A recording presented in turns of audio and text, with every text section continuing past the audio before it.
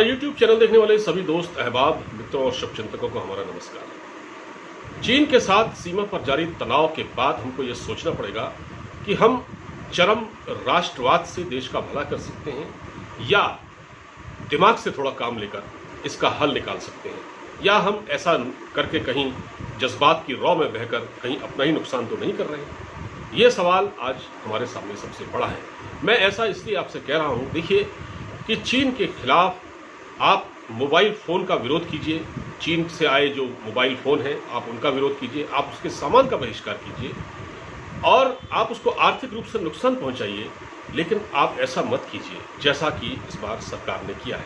क्या ऐसा करना हमारे स्टूडेंट के हित में है, या हमारे शिक्षा के हित में है, या हमारे व्यापार के हित में है? ये ज़रा आप सोचिएगा। मैं यही सवाल लेकर यहाँ बैठा हुआ। बात दरअसल ये है कि जो सरकार ने नई शिक्षा नीति जारी की है, न्यू एजुकेशन पॉलिसी, जिसमें कि 10+2 को रिप्लेस कर दिया गया है और उसकी जगह 5-3-3-4 को लागू किया गया है, 5+3+3+4 को लागू किया गया है। इसमें चाइनीज़ लैंग्वेज का जो ऑप्शन था उसे हटा दिया गया है। देखिए 2019 में जब इसका ये ड्राफ्ट आया था तब इसमें चाइनीज़ लैंग्वेज शामिल थी, उसमें जैपनीज़, फ्रेंच, जर्मन वगैरह शामिल थी। लेकिन इसके बाद जब चीन से सीमा पर इतना तनाव हुआ, उसके बाद इसमें से चाइनीज़ लैंग्वेज हटा दी गई।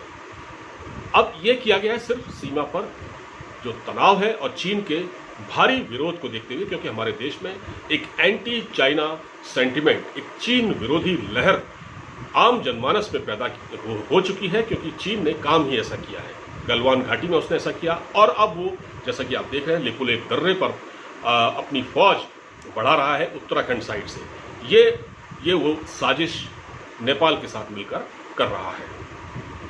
जाहिर बात है इसका तो विरोध होना चाहिए, लेकिन जो न्यू एजुकेशन पॉलिसी है उसमें आप चाइनीज़ लैंग्वेज को हटाकर कहीं अपना ही तो नुकसान नहीं कर रहे हैं।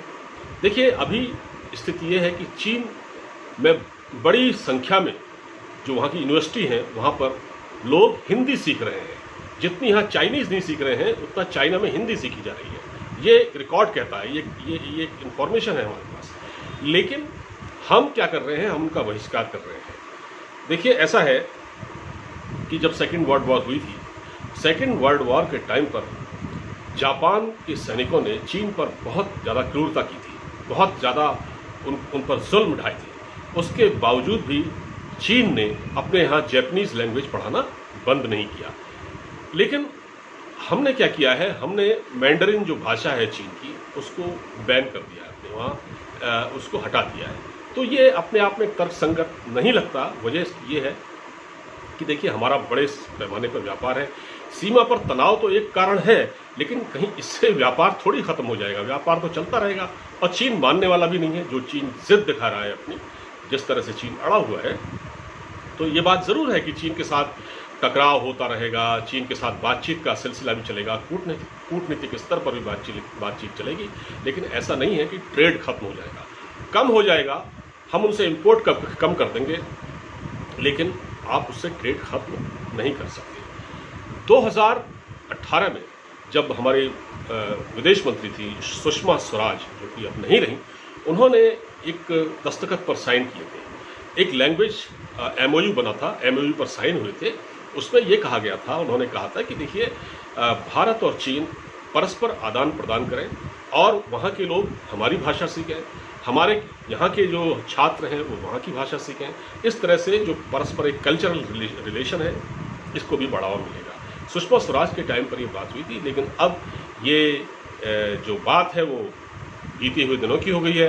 सरकार ने चीन की भाषा को यहाँ पर बैन कर दिया है। मुझे लगता है कि जब हम साथ में व्यापार कर रहे हैं, हमारा ट्रेड तो खत्म नहीं हुआ। चीन ने जो किया वो गलत किया। चीन ने गलवान घाटी में जो किया वो बहुत गलत किया। हमारे 20 सैनिक शहीद हुए, बहुत नुकसान हुआ हमारा। लेकिन ऐसा करने से तनाव तो बढ़ रहा है, तनाव की तो अपनी वजह है। लेकिन अगर आपको ट्रेड जारी रखना है तो आपको भाषा से कन्नी नहीं काटनी चाहिए। देखिए एक बार आपने सुना होगा, इस तरह की भी खबरें आई थी कि जब डोकलाम में चीन के साथ झड़प हुई थी 2017 में, उस समय भी क्योंकि भारतीय लोग चीन की भाषा नहीं समझते, भारतीय सैनिक हिंदुस्तान का जो फौजी है सरहद पर जो तैनात है चीन की सीमा पर, वो अंग्रेजी बोल सकता है लेकिन चाइनीज नहीं बोल सकता। इस तरह चाइनीज जो है वो हिंदी नहीं जानते। तो हमारे सैनिकों को बाकायदा ये बताया गया था, और अभी लद्दाख में भी हमारे सैनिक चीन की भाषा सीख रहे थे, वहाँ जो तैनात है उनको सिखाई जा रही थी, ताकि जब आपस में टकराव हो, चीन की सेना आमने सामने हो, तो उससे उसी के हिसाब से बातचीत की जाए ताकि वो पीछे हटे, उनसे कोई कॉन्क्रीट उनसे बातचीत हो सके। तो आप बातचीत के ऑप्शन को ख़त्म कर नहीं सकते, और इसके लिए आपको भाषा का सहारा तो लेना पड़ेगा। तो मुझे लगता है कि जिस तरह से सिलेबस से जो ये नया पाठ्यक्रम आया है, जो शिक्षा नीति जो सरकार ने लागू की है, इसमें जिस तरह से चाइनीज़ लैंग्वेज को इन्होंने बैन किया है, इससे न तो स्टूडेंट को फ़ायदा होगा न हमारे व्यापार को फ़ायदा होगा। तो इस पर एक बार विचार करना चाहिए। और इस पर आपकी क्या राय है?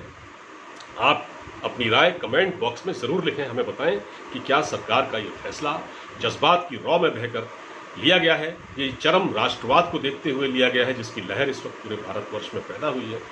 तो इसका हमें आप अपनी टिप्पणी इस पर हमको ज़रूर दीजिएगा। फिलहाल इस वीडियो में इतना ही, अब मुझे इजाज़त दीजिए। अपना ख्याल रखिए। नमस्कार।